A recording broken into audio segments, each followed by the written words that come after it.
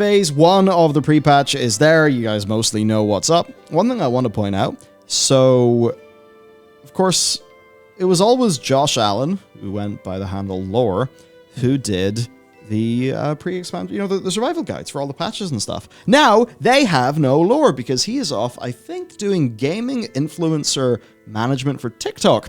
Oh, yeah, that's right. It's Hazel, and there's other people who feature on this as well. Is it Nagura Is it Nagura and Siju? Yeah, Siju's in the middle, question mark? Where'd he go? I don't know. Perhaps he's a disembodied voice. Perhaps. But anyway, basically the point here is it's overall some really good stuff. The community team is trying way harder, as we'll cover in that future video too. The team that does this sort of thing is literally larger, which makes sense. We've seen all the cool events they've been doing for so much WoW content. They're engaging with people. I mean, yeah, like there's this with the 3 of them. We'll be talking about the stuff with Preach. Preach and... Oh, actually, not even in the doc, but there's also stuff that Yogg's cast people are getting up to, as long as Mr. GM Cast people doing stuff, yeah. Mm-hmm. It's kind of funny. I don't want to, obviously say anything because, stuff confidential. I wasn't able to, make it for a thing, but just because I know sometimes, if we say this and then people are like, oh, you didn't do anything, you were snubbed. No. Oh, yeah. I was actually offered a really, really awesome, cool opportunity, but it wasn't able to work with schedules. But it was really cool, and I can just tell that the community team, from my interactions with them, I mean, they've... Actually, throughout all of this time, the WoW community team has always been fantastic to work with. Yep. Right? They've always been super dead on, even when, we were in the crazy period for the game. Yeah, none of the stuff or letters they've sent us have exploded or an anthrax, so... Yeah, I mean, it's been surprising. We frankly probably deserved it a few times. Every time I open it, I'm like, well, this is a gamble, 50-50. I'm gone. Nope, dice.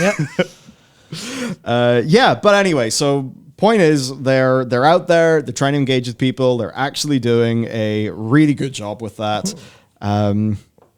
So that's just nice to see. Basically, it will help get. It's interesting. It will help get them all a bit more in touch. I think community team have generally been really in touch. I know a lot of the development team obviously are super in touch. There was some stuff that came out in and around the Asmongold interview time that apparently some people at the company were really, pissed they did that. Oh, yeah. But I would at least hope that over time, as people working on the dev team see more and more community interaction, of course, they're doing all the Twitch drops as well. The more that they can see all of this stuff happen and they can see, all right, well, maybe not a fan of Asmongold from some, I don't know, shit he said in the past or something, but look at this with the Twitch drops and the interview with Ian. Oh, that's actually ended up being a good thing for the game that I work on.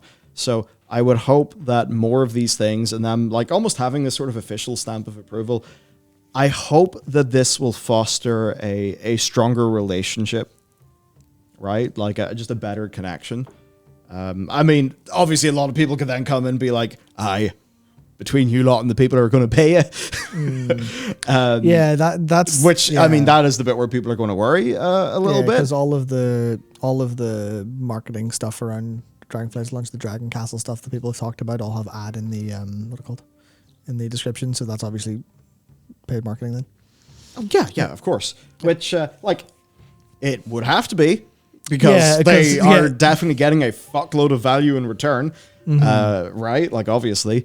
But it's something I think it's been broadly accepted quite well by the community. Obviously it's paid marketing, but in the same way that if you see me do a sponsor read, or you see Linus do a sponsor read, or you see Nagura, Hazel, and Sidu do this, it's a paid gig, but I guess for people especially with this stuff, it feels authentic enough because we're all into World of Warcraft anyway. You know why it is paid because it is obviously extra work that has to be done. So I don't know. I guess it's a good vibe for the community. Yeah, I think. Yeah, this where obviously this was in the doc for later on, but I think as we're talking about Preach and his recent visit makes sense because obviously if you haven't noticed, he's been posting a lot of stuff with the Blizzard campus with Ian, and I believe I'm not quite sure. I think people are just you think he's just talking about it privately. I haven't seen anything posted, but he was, basically interviews with a lot of staff. Yeah. That he'll be able to release at some point, probably around Dragonflight. And so much of it is like everyone's going, oh, what's this? Some sort of, how much did they pay Preach to get him back after the whole Preach is quitting World of Warcraft kind of thing? And he's just like, no, what happened here was I asked them, can I come over and talk to people? Yeah. And they said yes. And I was like, right, well, I'm going to pay for it all myself then. So he just, I don't know how many he brought over, him just camera maybe, but he's over there talking to everyone, and Blizzard are like, fuck it, you can talk to as many people as you want. Obviously, there'll be some restrictions in terms of, right, don't talk about this.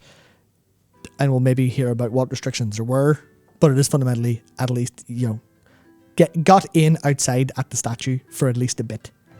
And that's stuff that would have been completely unthinkable 2 years ago. Yeah. Or even a year ago. So if there are extra bugs, you can blame Preach for flying over to Blizzard and distracting their whole team. Yeah, so all the bugs are Preach's fault. So obviously you can turn around and very easily say, well, it's in Blizzard's, it's in their benefit for Preach to have all of the good, happy talk about the new expansion and get a whole load of promises from the devs. But also Preach is the person who people were joking about Ian being afraid of him after the interview he had with him. Obviously, then that's not been true at all whatsoever. At least publicly and, acknowledge-wise. And it's like, okay, well... But he's like the easiest guy to get on with in the world. He's so personable. Yeah, so I think you're right to go, well, it's in Blizzard's benefit if he turns around and says good things about Dragonflight, because all the people he speaks to say good things and tell him what he wants to hear and all the good things, because this always happens every expansion launch. It's, hey, this is everything going to be great. And then the road hits rubber and it goes a wee bit wrong. But it's like Blizzard are definitely opening themselves up to Preach coming in and just been like, why is this game so fucking shit? And because they won't have any oversight, he's in there with the camera. It's like it's definitely because it's I guess permitted. Then it doesn't feel like he's in there with a secret camera asking questions in a disguise. So it doesn't feel like fully like this is the absolute 100% secret truth.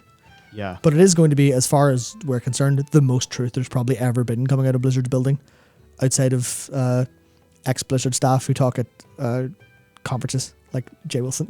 Go check out today's news channel video. Quick super from Alex Beam, who supered $5 and said, let us hide and resize all bars and frames. I promise I'll switch off most add-ons. Please, we know you can do it. Yeah. The bar one, you don't have full control over. Matt, what's the name of the add-on?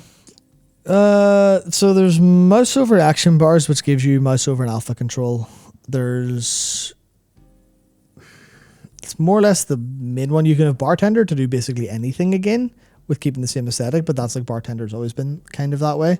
Is there anything else? There's Move Any, which is because Move Anything has been updated. Move Any is the current one that mostly works. It's a work in progress. Basically, there's a lot of add-ons that do a lot of things, and people are in almost like an arms race to make things even better.